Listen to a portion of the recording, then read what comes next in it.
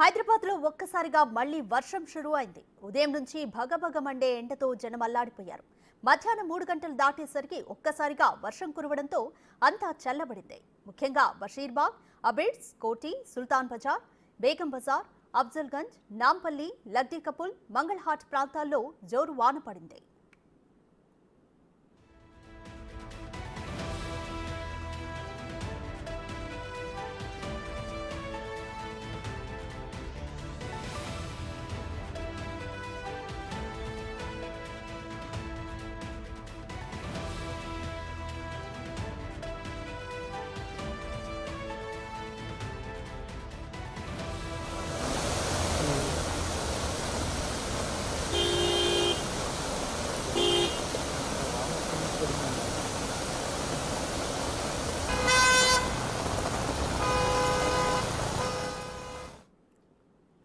హైదరాబాద్ లో ఒక్కసారిగా మళ్లీ వర్షం ప్రారంభమైంది. ఉదయం నుంచి భగభగ మండే ఎండతో జనం అల్లాడిపోయారు.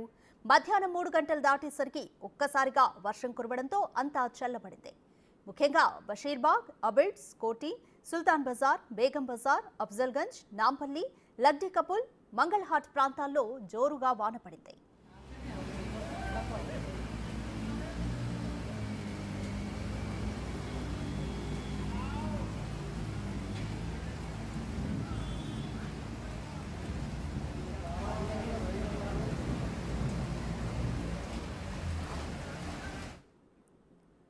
మోర్ డీటెయిల్స్ మా ప్రతినిధి రామ్ ప్రసాద్ అందిస్తారు. రామ్ ప్రసాద్, ఉదయం నుంచి ఉక్కపోతను చూసాము. ఒక్కసారిగా 3 గంటల తర్వాత వర్షం ప్రారంభమైంది హైదరాబాద్ లో. అలాగే పలు జిల్లాల్లో వర్షాలకు సంబంధించి ఐఎండీ ఎటువంటి సూచనలు చేసింది?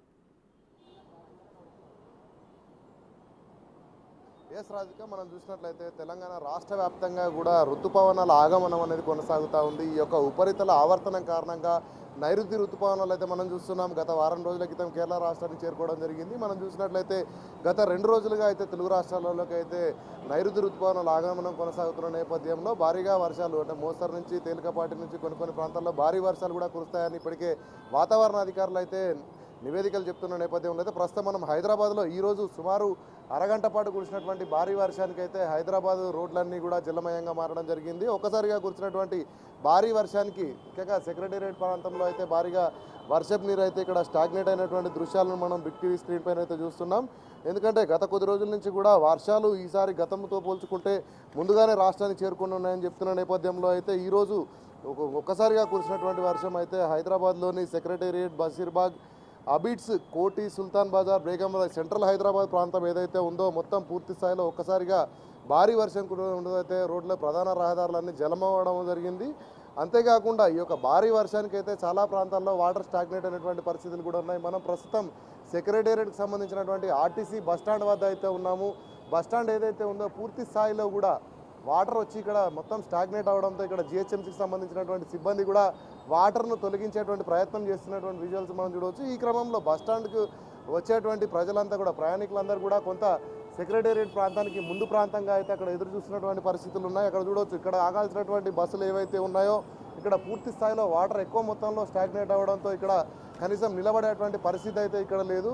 ఇక్కడ బస్సు ఎక్కడానికి వచ్చేటువంటి ప్రజలందరూ కూడా చాలా ముందుకు వెళ్ళి అక్కడ బస్టాండ్ అక్కడ బస్సులు ఆపడం జరుగుతూ ఉంది. మనం చూడవచ్చు ఇక్కడ వాటర్ను కూడా తొలగిస్తున్నటువంటి దృశ్యాలను అయితే మనం ఇక్కడ చూడవచ్చు. ఇక్కడికే జిహెచ్ఎంసీకి సంబంధించిన డిఆర్ఎఫ్ సిబ్బంది కూడా ఇక్కడ ఉన్నటువంటి వాటర్ని అంతా కూడా తొలగించేసి ఎందుకైతే ఇక్కడ చూస్తున్నాం, ఇక్కడ సహాయక చర్యలు కూడా చేపడతా ఉన్నారు. ఎందుకంటే ప్రధాన రహదారి కావడంతో అయితే ఇటు సెక్రటేరియట్ ప్రాంతంలో, ఇటు సెక్రటేరియట్ వైపు, అదేవిధంగా అటువైపు ఎల్ఐసి భవన్ వైపు కూడా భారీ వర్షానికి అయితే ఎక్కువ మొత్తంలో వాటర్ స్టాగ్నేట్ అనేటువంటి పరిస్థితులు అయితే నెలకొన్నాయి. అంతేకాకుండా ఇక్కడ లగ్డీ కపుల్తో పాటు ఇటు బషీర్బాగ్, కోటి ప్రాంతాలలో కూడా కురిసినటువంటి భారీ వర్షానికి అయితే మనకు ఏదైతే అధికారులు ముందుగా గుర్తించిన ప్రాంతాల్లో ఒక్కసారిగా భారీ వర్షం కురవడంతో అయితే నీళ్ళు ఎక్కువ మొత్తంలో స్టాగ్నేట్ అయినటువంటి దృశ్యాలను మనం చూడవచ్చు. ఎందుకంటే ఇప్పటికే తెలంగాణ రాష్ట్రంలో వర్షాకాలం మొదలైంది అని చెప్పడానికి ఇది ఒక సంకేతంగా చెప్పవచ్చు. ఇప్పటికే వాతావరణ శాఖ అధికారులు కూడా రాగల 3 రోజులకు సంబంధించినటువంటి వాతావరణ నివేదికల్లో చాలా క్లియర్గా స్పష్టం చేయడం జరిగింది. మనం ప్రస్తుతం ఏదైతే ఎండాకాలం చివరి అంకంలో ఉన్నామో, అంతేకాకుండా నైరుతి ఋతుపవనాల ఆవర్తన కూడా ప్రారంభమైన నేపథ్యంలో గత 2 రోజుల నుంచి కూడా ఆంధ్రప్రదేశ్లో పలు ప్రాంతాల్లో, అటు విశాఖపట్నం నుంచి మొదలైనటువంటి ఆవర్తనంతో అయితే చాలా ప్రాంతాల్లో వర్షం కురుస్తూ ఉంది. ఈ క్రమంలో తెలంగాణ రాష్ట్రానికి కూడా ఈ యొక్క వర్షం అనేది ప్రారంభమైందని చెప్తా ఉన్నారు. ఇటు భద్రాచలం వైపు నుంచి అయితే తెలంగాణ రాష్ట్రానికి కూడా నైరుతి ఋతుపవనాల ఉపరితల ఆవర్తనం కొనసాగుతుంది. ఈ క్రమంలోనే వర్షాలు నేటి నుంచి 3 రోజుల పాటు ఈ రోజు రేపు ఎల్లుండి కూడా అన్ని జిల్లాల వారీగా కూడా తెలంగాణ రాష్ట్రంలోని ఇటు ఉత్తర తెలంగాణ జిల్లాల నుంచి మొదలుగానున్నటువంటి వర్షం పూర్తి స్థాయిలో తెలంగాణ రాష్ట్ర వ్యాప్తంగా కూడా రాగల 3 రోజులలో అయితే నైరుతి ఋతుపవనాలు అనేటివి వచ్చేసి మనం చూస్తున్నాం. గత సంవత్సరం చూసినట్లయితే సాధారణ వర్షపాతం కూడా నమోదు కానటువంటి పరిస్థితులు అయితే మనం చూస్తున్నాం. ఇక్కడ భారీ వర్షం అంటే ఇక్కడ ఆల్మోస్ట్ మనకి ఇక్కడ ఉండాల్సినటువంటి బస్ స్టాప్ అనేది కూడా గుర్తించని విధంగా ఇక్కడ చూడొచ్చు. వాటర్ అనేది చాలా వరకు కూడా సుమారు మనం చూస్తున్నాం. ప్రస్తుతం అయితే వాటర్ అనేది ఇంకా అక్కడ మనకైతే బస్సుకు సంబంధించినటువంటి ప్లాట్ఫామ్ ఉంటుంది. ప్లాట్ఫామ్ సైతం కూడా మునిగిపోయినటువంటి దృశ్యాలను అయితే మనం ఇక్కడ సెక్రటేరియట్ వద్ద అయితే చూడవచ్చు. ఎందుకంటే భారీగా ఒక్కసారి వర్షం కూడడంతో అటు సెక్రటేరియట్తో పాటు అటు ఎన్టీఆర్ పార్క్కు సంబంధించినటువంటి వాటర్ అంతా కూడా ఇక్కడ స్టాగ్నేట్ అయినటువంటి పరిస్థితులు అయితే ఉన్నాయి. అక్కడ ఎలాంటి చెత్త చెదారాలను కూడా క్లియర్ చేసేందుకైతే ఇక్కడ జిహెచ్ఎంసీకి సంబంధించినటువంటి సిబ్బంది ఇప్పటికే ఇక్కడ చర్యలు చేపడతా ఉన్నారు. అయినప్పటికీ కూడా ఇక్కడ బస్సులు సుమారు మరొక గంట పాటు కూడా ఇక్కడ ఆగేటువంటి పరిస్థితి అయితే లేదు. ఎందుకంటే మనం చూస్తున్నాం చాలా మంది ప్రజలు బస్సు ఎక్కడానికి వచ్చిన వాళ్ళందరూ కూడా ఆ ప్రాంతంలో బస్సు ఎక్కాల్సినటువంటి పరిస్థితి అయితే ఉంది. రైట్ రామ్ ప్రసాద్, ఇప్పటికే తెలంగాణలోని పలు జిల్లాలకు ఎల్లో అలర్ట్ను జారీ చేశారు. హైదరాబాద్లో కూడా ఎల్లో అలర్ట్ను జారీ చేశారు. ఇప్పటికే చూస్తే మెయిన్ రోడ్ ఉన్న ప్రాంతాల్లో కూడా నీరైతే స్టాగ్నెట్గా అవుతుంది. ఎల్లో అలర్ట్ కూడా జారీ చేసిన నేపథ్యంలో అధికారులు ఎటువంటి జాగ్రత్తలు తీసుకోబోతున్నారు అనుకోవచ్చు?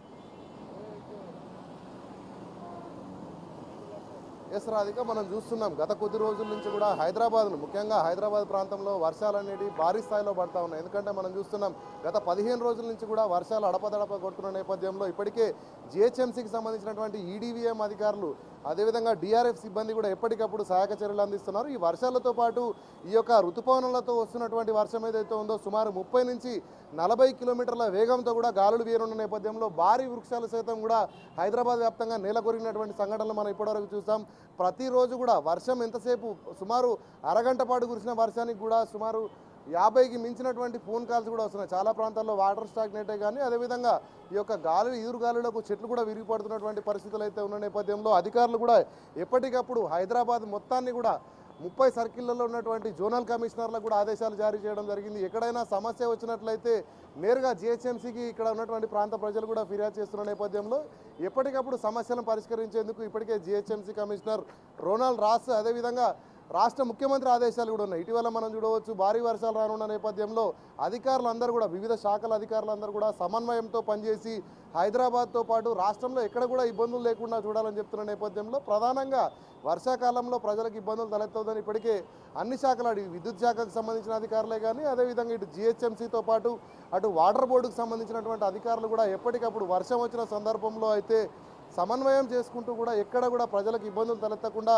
ఈ యొక్క చర్యలు చేపట్టాలని చెప్తున్న నేపథ్యంలో రానున్న 3 రోజుల పాటు కూడా ఈ యొక్క ఏదైతే వాటర్ బోర్డు సంబంధించి అయితే అధికారులు అయితే ప్రత్యేకంగా ఈ మ్యాన్ హోల్స్ ఏవైతే ఉంటాయో వాటి దగ్గర ప్రత్యేకంగా సిబ్బందిని కూడా ఏర్పాటు చేయడం జరిగింది. ఎందుకంటే వర్షం ఎప్పుడు వచ్చినా కూడా అక్కడ కనీసం ప్రతి ఒక్క మ్యాన్ హోల్ను కూడా క్లియరెన్స్ ఉండే విధంగా చూసుకునేందుకైతే వాటర్ బోర్డుకు సంబంధించి ఇప్పటికే సిబ్బందిని కూడా ఏర్పాటు చేయడం జరిగింది. వారికి సంబంధించినటువంటి యాక్షన్ ప్లాన్లో కూడా ఉన్నటువంటి వ్యాన్ హోల్స్ అన్నీ కూడా మనం చూసినట్లయితే హైదరాబాద్ వ్యాప్తంగా 1,50,000కు మించినటువంటి మ్యాన్ హోల్స్ అయితే ఉన్నాయి. వీటన్నిటి వద్ద కూడా ఎక్కడ కూడా వాటర్ స్టాగ్నేట్ అవ్వకుండా వర్షం పడుతున్న సమయంలో అయితే ఆ యొక్క బృందాలను కూడా ఏర్పాటు చేసి ఆ బృందాలు వాటర్ స్టాగ్నేట్ అవ్వకుండా చర్యలు చేపడతా ఉన్నాయి. అంతేకాకుండా ఇటు జిహెచ్ఎంసీకి సంబంధించి కూడా డిజాస్టర్ రెస్పాన్స్ ఫోర్స్ కూడా ఎప్పటికప్పుడు వర్షం పడుతున్న సమయంలో నేరుగా ఇప్పుడు జిహెచ్ఎంసీకి ఫోన్ చేసేందుకు టోల్ ఫ్రీని కూడా ఏర్పాటు చేయడం జరిగింది.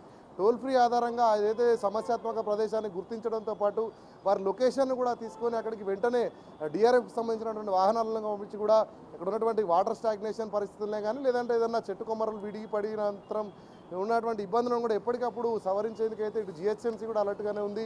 రానున్న 3 రోజుల పాటు మాత్రం హైదరాబాద్తో పాటు రాష్ట్ర వ్యాప్తంగా కూడా నైరుతి ఋతుపవనాలు ఏదైతే ఉపరితల ఆవర్తన కొనసాగుతుందో దీని కారణంగా భారీ వర్షాలు కురుస్తాయనైతే ఇప్పటికే వాతావరణ శాఖ హైదరాబాద్ కూడా నివేదికలు జారీ చేయడం జరిగింది. Radhika, thanks for the update Ram Prasad.